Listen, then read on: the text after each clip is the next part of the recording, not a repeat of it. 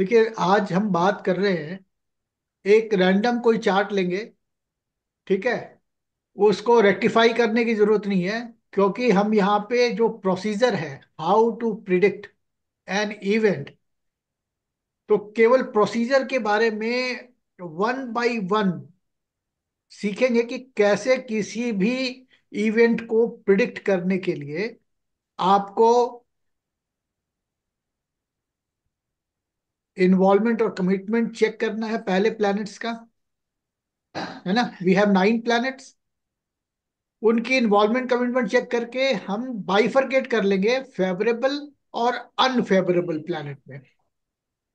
फिर एक और ग्रुप बनाएंगे, वो होगा न्यूट्रल प्लैनेट। तो आपको प्रश्न का उत्तर कब देना है? जब कोई भी इवेंट के लिए पूछा जा रहा है।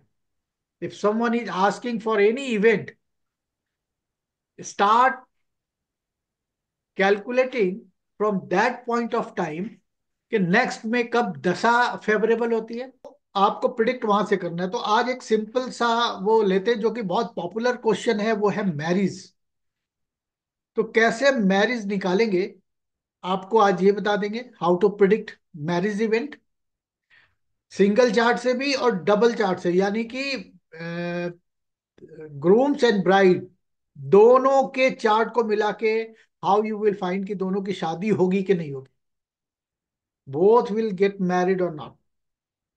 ये पहली बार मेरा ख्याल है सुन रहे होंगे, दो चार्ट से प्रिडिक्ट करने के लिए कि दोनों की होगी कि नहीं होगी, कि एक की किसी और से हो रही है, दूसरे की किसी और से हो रही है। ओके, वो भी करते। तो आप पहले इस चीज को ठीक से समझ लीजिए, फिर हम बात करते हैं। ठीक है, ये चार्ट अभी थोड़ी देर पहले हमने कास्ट किया था। ठीक है, आपको प्रिडिक्ट करना है कि इस चार्ट में जो मैरिज है वो कब होगी। तो अभी एक सिंपल सा सिस्टम है, वो अभी इसका बीटीआर नहीं कर रहे हैं, क्योंकि बीटीआर में जाके फिर उसको अकॉर्डिंगली करना, हम प्रोसीजर सीख रहे हैं अभी। ठीक है ना। तो हमें सिंपल ये देखना है कि भाई मैरिज जो है ना, वो प्रॉमिस में है कि नहीं है। कैसे देखेंगे मैरिज प्रॉमिस में है कि नहीं है? हमारे को क्या चाहिए यहाँ पे?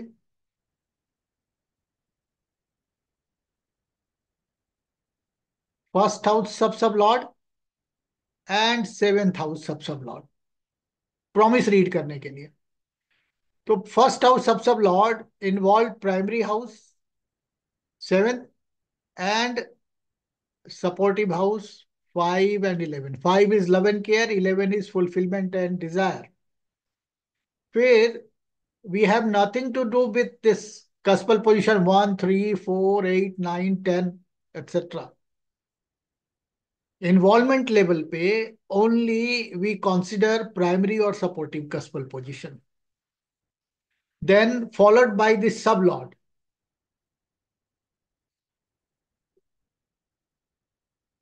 Seventh cuspal position and 11th cuspal position. Promises for the marriage. You can see some adverse cuspal position is also committed by the sublord. Sixth, okay, and 10th. Sixth is 12th from the seventh, but seventh cuspal position is already committed. In total, we will say that native has promises for marriage in the chart, but quality of marriage may be poor. There may be difference of opinion in married life due to cuspal position 6 and 10. But marriage is promise. Then we will check the seventh sub-sublord. Involvement through star lord and positional status, fifth house, seventh house, and 11th house. Committed by 7 and 11. Again, both are same planet. Sublord of first sub-sublord and sublord of seventh sub-sublord are same, Venus. So we will see In the chart, the marriage is promised, but quality of marriage will be poor. There may be difference of opinion, okay, and sometimes separation. तो separation कैसे होगा? यही planet मान लीजिए Mars की दशा और mercury की भुक्ति चल रही है, ठीक है। कोई ऐसा प्लेनेट देखें जिसके अंदर सेवेंथ हो ही ना। अब जैसे एक एग्जांपल ले लो आप, सिंपल। मान लो यहाँ पे ये सेवेंथ कस्बल पोजीशन नहीं होता, ये इलेवेंथ कस्बल पोजीशन नहीं होता। तो जब कभी भी मार्स और मरकरी अपनी दशा में जब हो और वो ट्रांजिट कर लें जुपिटर के साइन या स्टार या सब पे, तो क्या होगा? यहाँ पे ये सेवन काम नहीं करेगा, ये इलेवन काम नहीं करेगा, तो उस दौरान में इनकी जो मैरिटल लाइफ है वो बहुत पुअर हो जाएगी। सेपरेशन होगा, झगड़े होंगे। मेरी बात समझ में आ गई? एक एग्जांपल ले लें आप। एक ये प्लैनेट है जो कि सेवन की इन्वॉल्वमेंट है, और यहाँ पे फाइव और इलेवन ले रहा है। आप देख पा रहे हैं इसको जो मैंने लिखा है? ओके। ये प्लैनेट जो है ना, ये दशा में है मान लीजिए, और इसके साथ में वो सिक्स भी है, फोर भी है, टेन भी है और ट्वेल्व भी है। यानी कि इसका फेवरेबल कस्पल पोजीशन भी है और एडवर्स नंबर भी है। ये वाला जो प्लैनेट है जो दशा लॉर्ड है, ये ईटीआर यानी इवेंट ट्रांजिट के टाइम पे एक ऐसा प्लैनेट है, आरएल, जो कि सात की इन्वॉल्वमेंट केवल में 6 + 12 दे रहा है। तो जब ये वाला प्लैनेट यहां पे चलेगा तो शादी के टाइम पे शादी नहीं होगी, और शादी हो चुकी है तो यहाँ पे सेपरेशन हो जाएगा। क्यों? क्योंकि उसने ये फाइव और इलेवन को एक्टिवेट होने नहीं दिया। This will not allow, this transit sign lord will not allow the cuspal position 5 and 11 during the entire period of dasa lord while transiting on the sign of such a planet. Am I clear? तो transit जो है वो बहुत important होता है, ठीक है। अभी आप चलते हैं यहाँ पे। सेकेंडली, हम लोग बाइफरकेट करेंगे, planet favourable for marriage and unfavourable for marriage. तो उसको कैटेगरीज जो है ना वो बना लेते हैं दो, एक फेवरेबल एक अनफेवरेबल।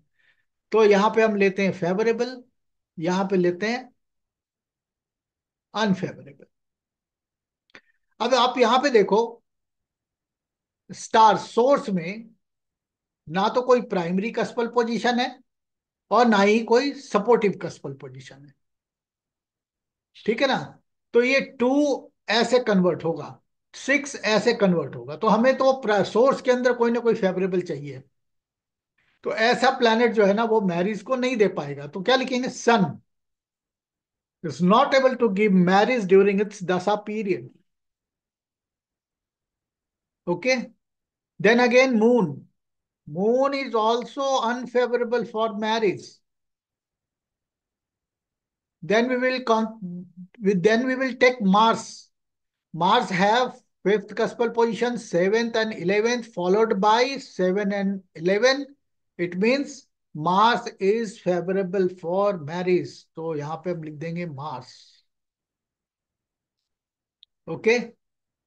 अब ये जो फाइनल कंफर्मेशन है, इसके अंदर कोई एक फेवरेबल कस्पल पोजीशन आना चाहिए। यहां पे हम इस टू को कंसिडर कर सकते हैं एक्सपेंशन इन द फैमिली में।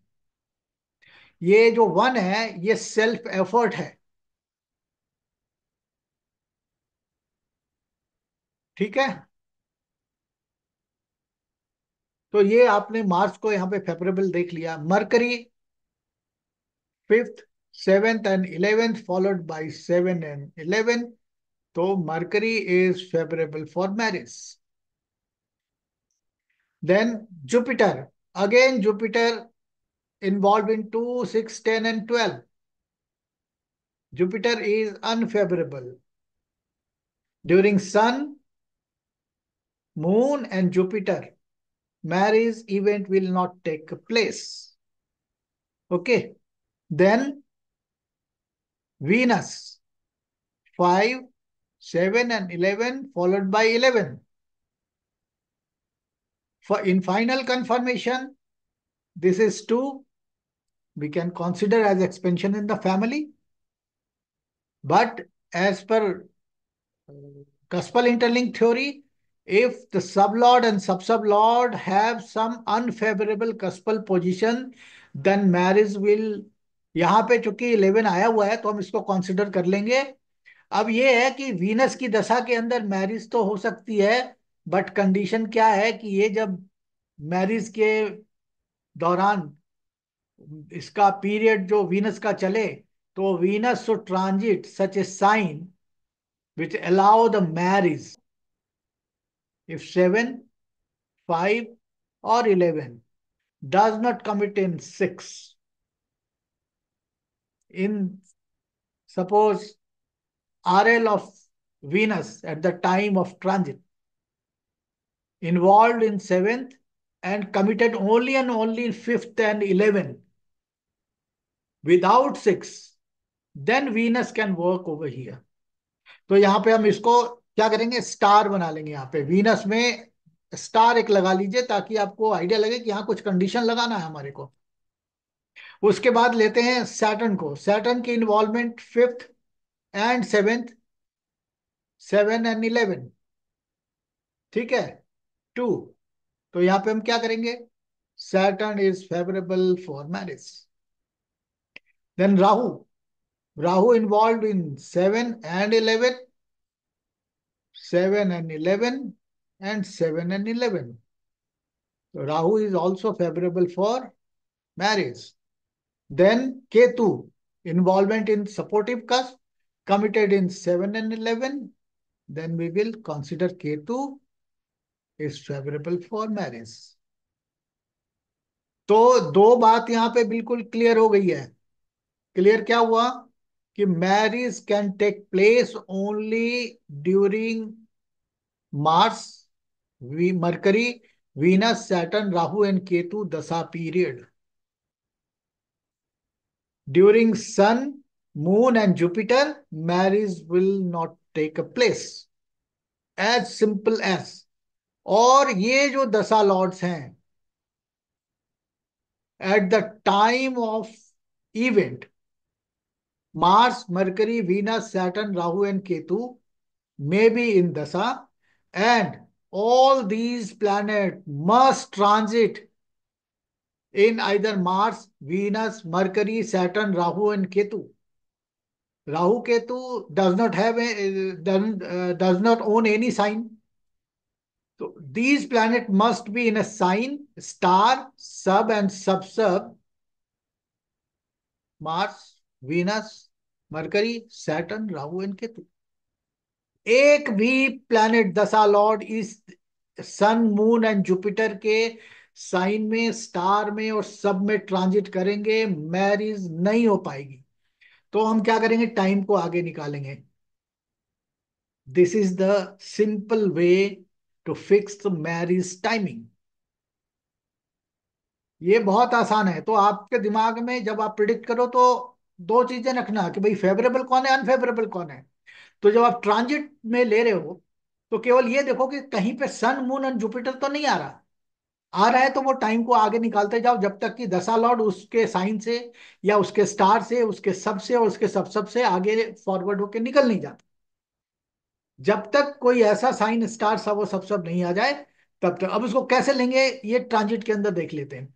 तो ये तो था पहला, आपको मेमोराइज करके रखना है कि पहले कैटेगरी में कैसे बांटते हैं, फेवरेबल और अनफेवरेबल। इतना क्लियर हो गया।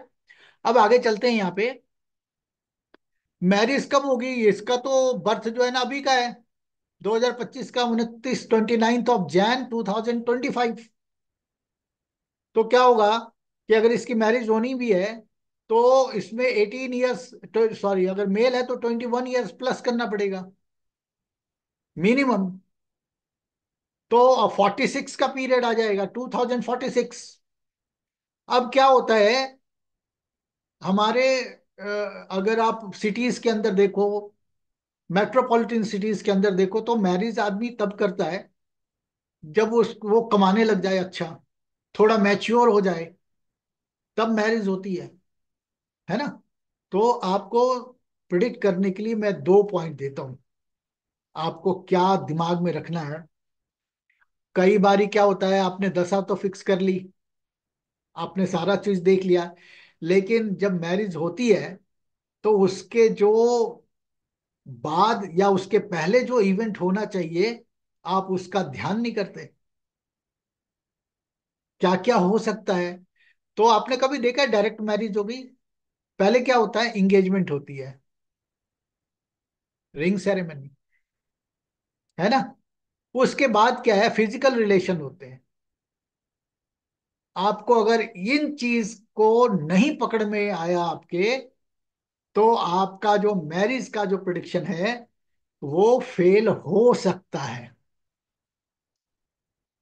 तो मैरिज से पहले जो रिंग सेरेमनी है, वो क्या है, उत्सव, 5th + 11,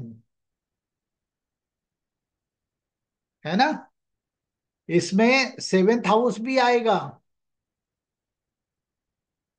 तो इंगेजमेंट का नंबर भी 5, 7 और 11 है, और मैरिज का भी है। ठीक है ना, ये देखना है आपको।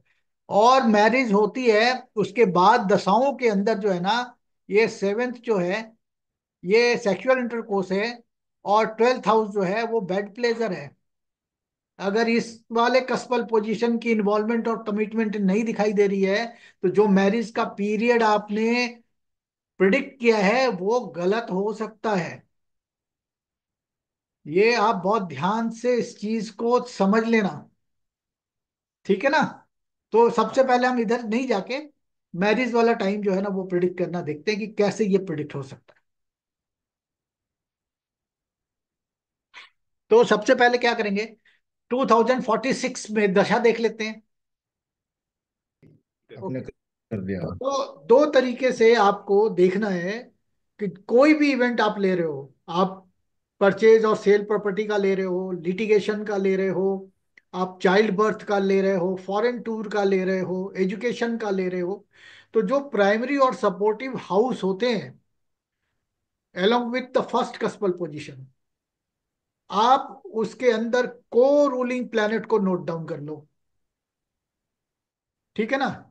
और ये जो जितने भी को रूलिंग प्लैनेट आएंगे मैरिज के केस में, first कस्पल position, 5th cuspal position, 7th and 11th कस्पल position, और भावा चार्ट में फर्स्ट हाउस के अंदर, 5th में, 7th में और 11th में जो प्लैनेट बैठा है, आप उनको एक जगह ले लो।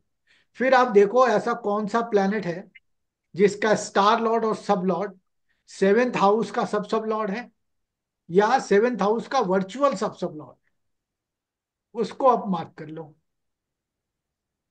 ठीक है।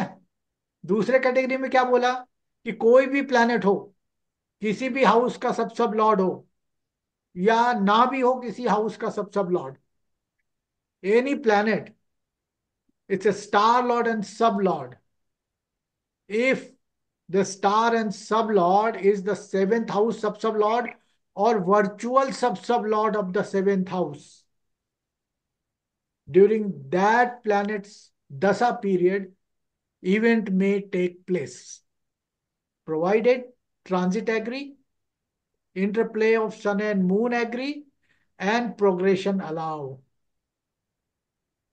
ठीक है ना। तो वो अब ये चार्ट मैं आपको दिखा रहा हूं जो मैंने अभी किया था। तो आपने क्या देखा यहाँ पे, अरे ठीक। जितने भी प्लैनेट हैं यहां से आप बाहर निकाल लो इनको, ठीक है ना।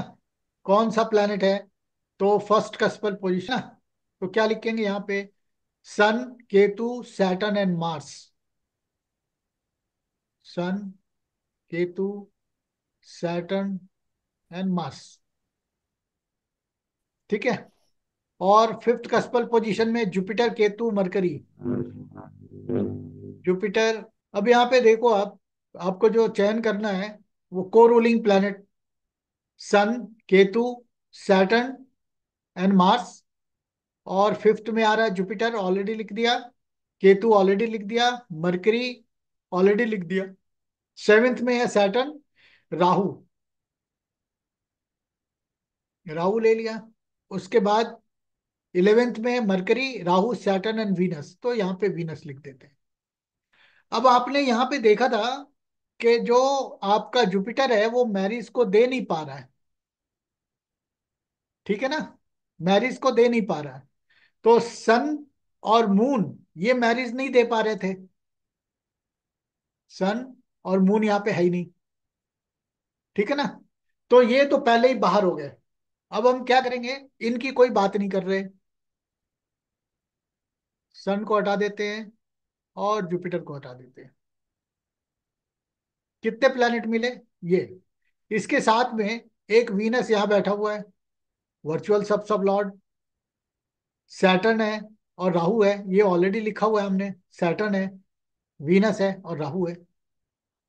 यही जो प्लैनेट हैं, इनके जो स्टार और सब होंगे वो यही प्लैनेट होने चाहिए, ठीक है ना।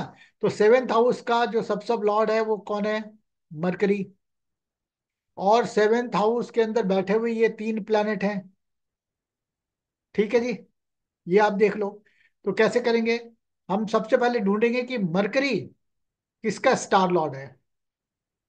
वीनस, सैटर्न एंड राहु, यहां से लेना शुरू करते हैं। सन तो हमने लेना ही नहीं है, क्योंकि सन तो मैरिज दे ही नहीं रहा था इन्वॉल्वमेंट कमिटमेंट के हिसाब से। मून तो दे नहीं रहा था, मून भी नहीं लेंगे हम, है ना। जुपिटर नहीं दे रहा था, जुपिटर नहीं लेंगे। ये तो मैरिज ही नहीं दे रहे थे, इन्वॉल्वमेंट कमिटमेंट कोई सा भी हो। तो मार्स को लेते हैं यहाँ पे, वो जुपिटर के स्टार में है और वीनस के सब में है। तो वीनस जो है वो सब lord of the, virtual sub sub lord of the seventh bhava है, ठीक है। तो ये हम यहाँ पे देख लेते हैं कि यहाँ पे जो हमारा मरकरी है ये बहुत बढ़िया है, दे सकता है। ये वीनस के सब में है। तो वीनस, मरकरी को चेक करेंगे कि मरकरी मैरिज दे रहा है नहीं दे रहा है। जुपिटर दे ही नहीं रहा था। यहाँ पे जो वीनस है वो मार्स के स्टार, मार्स के सब में और जुपिटर के।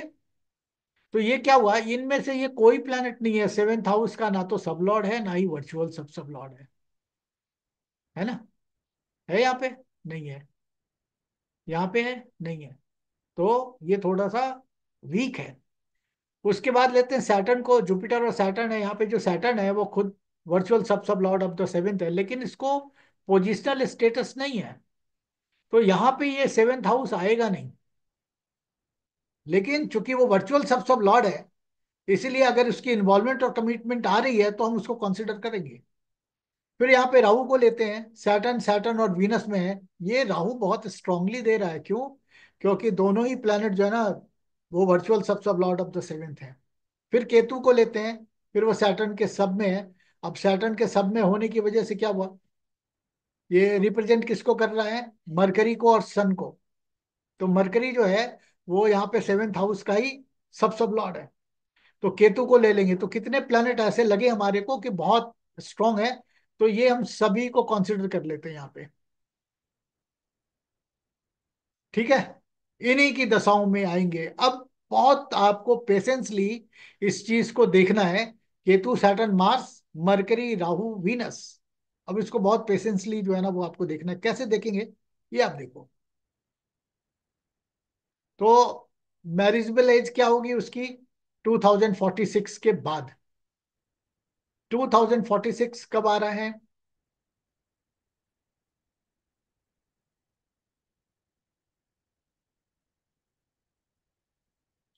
2046 देख लेते हैं। 30 मून के बाद आएगी मार्स की दशा, फिर आएगा राहु। राहु की दशा में 46, यानी राहु में मरकरी, है ना। तो राहु भी फेवरेबल था और मरकरी भी फेवरेबल है। और मरकरी तो आपके सेवेंथ हाउस का ही सब लॉर्ड है। तो ये यहाँ पे बहुत अच्छा बना रहा है। केतु वो भी फेवरेबल है, वीनस वो भी फेवरेबल है।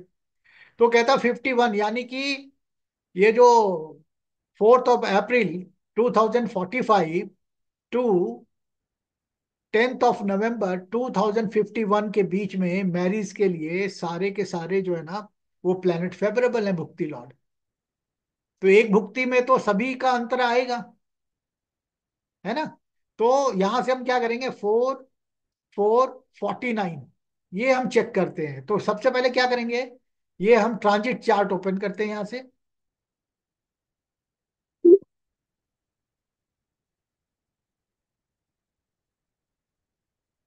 क्या लिखेंगे यहाँ पे, 04/04/2045 है ना। ठीक है, कैलकुलेट करा देते हैं यहाँ पे।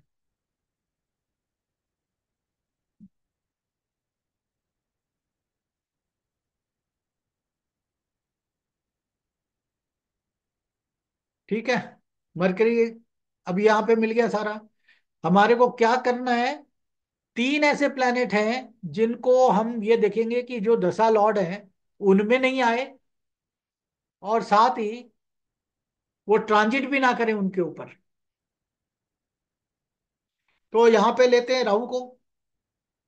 राहु क्या कर रहा है, राहु का ट्रांजिट जो है ना वो यहाँ पे मून के ऊपर है, देख पा रहे हैं।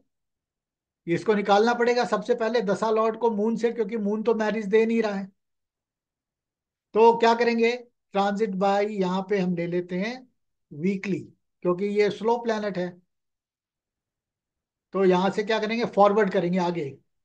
हमारा सारा ध्यान अभी यहाँ पे होगा। सन भी नहीं दे रहा था, सन और मून तो हमारे दशा में थे नहीं, सन मून एंड जुपिटर। अब यहाँ पे सन आ गया, अब सन को भी हटाना है, यहाँ पे वीकली करेंगे इसको। निकल गया। अब आप देखो राहु जो है ना वो सारे के सारे वही प्लैनेट है ट्रांजिट में, जो कि फेवरेबल है।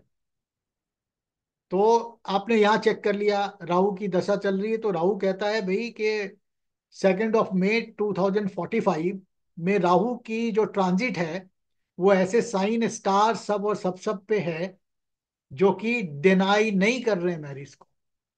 फिर हम क्या करते हैं, मरकरी को लेके चलते हैं, भुक्ति लॉर्ड। तो मरकरी जो है ना वो यहाँ पे मून के ऊपर है, तो वो एक दिन लेगा निकालने के लिए, एक दिन से भी कम समय लेगा। तो 1 डे सेलेक्ट करके इसको फॉरवर्ड कर देते हैं। 2 3, अब निकल गया। ठीक है ना। तो आप देखो यहाँ पे अगेन जुपिटर को, राहु को चेक करो आप, कि यहाँ पे कहीं पे भी सन मून एंड जुपिटर नहीं आया।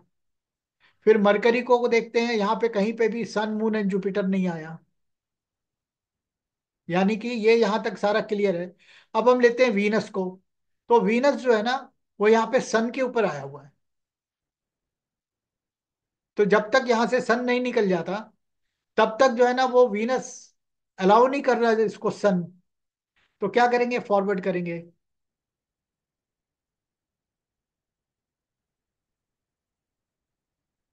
मून भी नहीं करेगा, मून भी निकालना पड़ेगा।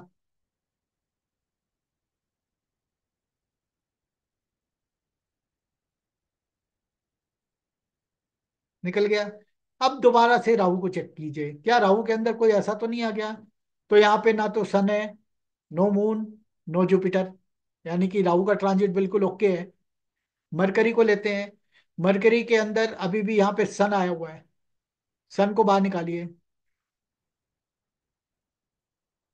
फिर मून आ गया, मून को बाहर निकालना है। निकल गया। राहु को दोबारा चेक करेंगे, यहाँ पे कोई भी नहीं आया, Sun moon and Jupiter free है, यानी कि ये जो जिस पे भी आया वो सब अलाउ कर रहे हैं। फिर भुक्ति लॉर्ड और अंतरा लॉर्ड मरकरी, यहाँ पे कोई भी नहीं आया, न सन, न मून, न Jupiter. Unfavourable planet transit, sign lord, star lord, sub lord और सब लॉर्ड नहीं होना चाहिए। उसके बाद लेते हैं यहाँ पे क्या, मून आ गया। तो मून तो 9 जून तक अलाउ नहीं करेगा, क्योंकि मून तो मैरिज दे ही नहीं रहा है।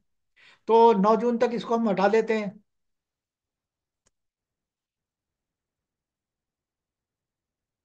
निकल गया। अब क्या है, ये सारे के सारे दशा लॉर्ड फेवरेबल हैं। अगेन यहाँ पे राहु को देख लेते हैं, सन आ गया राहु में। अब इसको बाहर निकालना है। निकल गया। मरकरी जुपिटर में आया हुआ है, ये भी निकालना पड़ेगा। निकल गया।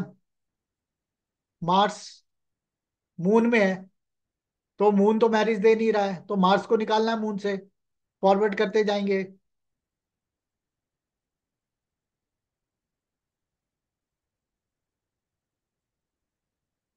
Keep your eye on Mars को ruling. Okay, all these planets are favorable for the marriage. then again check Rahu Jupiter में आ गया, प्राणा में, सब लॉर्ड के अंदर। बाहर निकालते हैं इसको।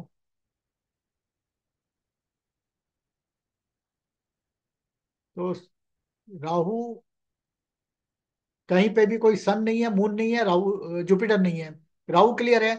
मरकरी के अंदर जुपिटर आ गया, है ना। तो अब ये जुपिटर बाहर निकालना है।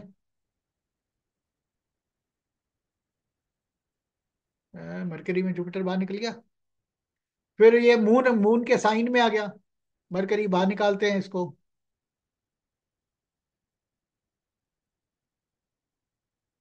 If anybody has any confusion or doubt, please ask me right now.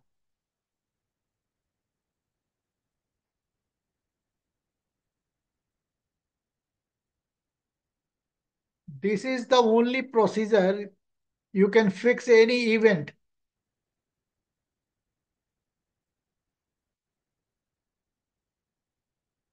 Again, Mercury get retrograde. Let's weekly, weekly.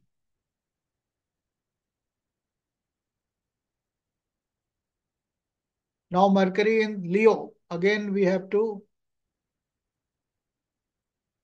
okay.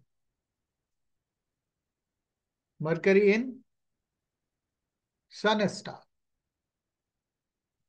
Mercury in Moon star.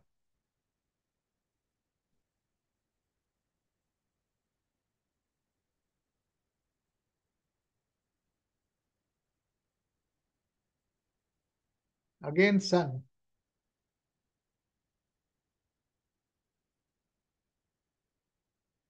Mars.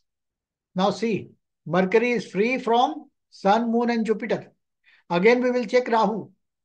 Rahu is in Jupiter sub, बाहर निकालते हैं।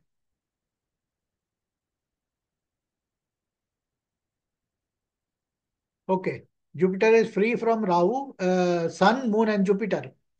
Then Mercury, bhukti lord Mercury placed in Jupiter star,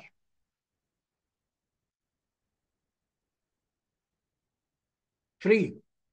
then again come to Rahu, Saturn, Mars, Rahu and Saturn. Okay, Mercury, Mars, Saturn, Mercury and Mercury. Okay, Venus, Venus, Mars, Mercury, Saturn and Venus. Okay, today is 29th October. 29th October, Prana Lord is Mercury. Okay. All the Dasa Lords are transiting in favorable planet sign, star, sub, and subsub. Is it clear how we fix the Dasa Lord in transit, favorable transit position? Then we have to check the relationship. There are two types of relation we have to check. एक तो Jupiter, Jupiter transit sign lord must related or connected with the seventh house sub lord or virtual sub lord of the seventh house. No matter Jupiter is favorable in this chart or not. For any auspicious event, major auspicious event of the life, Jupiter transit is very important. Okay, in this case, in the marriage case, Jupiter must transit such a sign should be favorable for the marriage and also related with the primary house of the event. The primary house of the event in this case is seventh house. So either Jupiter sign lord may be Mercury, may be Venus, Saturn or Rahu. So Rahu signify two planets as a sign lord, as a star lord. Okay, now check where is Jupiter transiting on 29th October 2025. Jupiter transiting in Saturn sign. Saturn is the virtual sub-lord of the seventh bhava. Okay. And Rahu and Jupiter is not transiting in Sun, Moon, and Jupiter. It means transit of Jupiter is also favorable. Then third condition, most important, third condition is at the time of marriage, Moon star lord and Sun sublord must be related with the seventh house sub-sublord or virtual sub-sublord of the seventh house. Okay. So Moon is in Mars star. Is Mars related with the Mercury? Check. Mars is placed in Jupiter star. Okay. And Venus sub. It means Mars is related to seventh house virtual sub-sublord, because sublord of the Mars is Venus. Venus is the virtual sub-sublord of the seventh cusp. Relation established. Clear? Then we will check sublord of Sun. Sublord of Sun is Saturn. Saturn is also virtual sub-sublord of the seventh bhava. It means both the sublord of Sun and a star lord of Moon.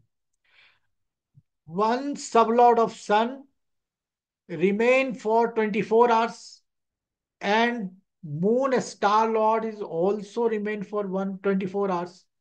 So day event we have to check Moon star lord and Sun sublord. See, अगर किसी की death हो गई है तो उस व्यक्ति के चार्ट में जो एट्थ हाउस का सब लॉर्ड होगा, उस दिन का moon star transit moon star on that particular day when a person died should be related with the eighth house sub Lord. मान लो एट्थ हाउस का सब लॉर्ड सैटर्न है और moon जो है वो उस दिन का स्टार लॉर्ड सैटर्न है, तो दोनों कनेक्ट हो गए. ठीक है जी.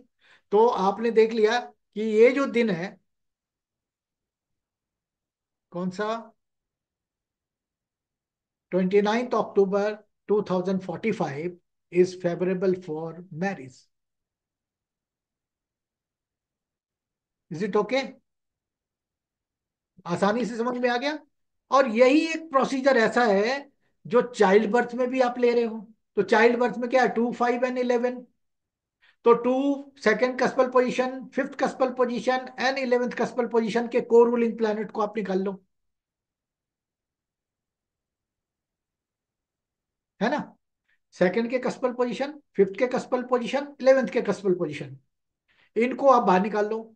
सेकंड हाउस में जो बैठा है प्लैनेट भावा में, फिफ्थ में और 11th में, उनको ले लो आप. ठीक है जी. उसके बाद में ऐसा प्लैनेट लो जिसका स्टार लॉर्ड और सब लॉर्ड ये फिफ्थ हाउस का सब लॉर्ड या वर्चुअल सब लॉर्ड हो, और ये प्लैनेट होने के बावजूद 2, 5 और 11 के अंदर अपनी इन्वॉल्वमेंट और कमिटमेंट रखनी चाहिए. फिर जो आपने कैटेगरी दो बनाई थी, फेवरेबल और अनफेवरेबल, तो जो दशा लॉर्ड होंगे वो ऐसे किसी भी साइन स्टार सब पे नहीं चलेंगे जो अनफेवरेबल प्लैनेट हो. फिर लेते हैं transit of Jupiter and interplay of sun and moon. तो जुपिटर का sign lord, progression we will talk progression in next class. Okay. So यहां पे क्या है कि जो दशा लॉर्ड है उनका ट्रांजिट क्लियर होना चाहिए अनफेवरेबल प्लैनेट से, और जुपिटर का जो को रूलिंग प्लैनेट है at the time of event, sun के को रूलिंग, मून के को रूलिंग, ये सब फेवरेबल होने चाहिए. को नो मैटर कि जुपिटर का, सन का और मून का कोई दशा चल रहा है नहीं चल रहा है, पीरियड चल रहे हैं नहीं चल रहे हैं. No need to check sun moon and Jupiter in dasha. Network issue. Okay. तो यहां पे आपने ये चीज देखा. फिर क्या है, जो भुक्ति लॉर्ड है वो रिलेटेड होना चाहिए primary house of the sub lord, sun का सब लॉर्ड एंड मून का star lord should be related with primary house sub lord और virtual sub lord of the primary house. Okay, ये इतना भर अगर आप कर लेते हो तो आप देखोगे कि वो प्रिडिक्शन जो है ना, वो उसका जो लेवल है वो बहुत अच्छा होगा। इसके ठीक पहले आपको एंगेजमेंट चेक करनी है, और इसके ठीक बाद वो आपको क्या चेक करना है, जो सन के को रूलिंग, मून के को रूलिंग और जुपिटर के जो को रूलिंग प्लैनेट हैं, और आने वाली जो ये जो दशा चल रही है, ये कॉन्टिन्यूअसली ये सेवेंथ और ट्वेल्थ को क्लब करनी चाहिए। एंटरटेनमेंट का जो हाउस है वो फिफ्थ है, सेक्सुअल इंटरकोर्स का हाउस सेवेंथ है, बेड प्लेजर का हाउस जो है ना वो ट्वेल्थ है। तो ये आपको साइमल्टेनियसली चेक करना है कि all this houses are activated after marriage. अगर नहीं एक्टिवेट हो रहे हैं तो ये मैरिज जो हो रही है इसमें थोड़ा डाउट है। तो ये एक्सपीरियंस चाहिए आपको करने के लिए, फिक्स करने के लिए, बट प्रोसीजर यही है।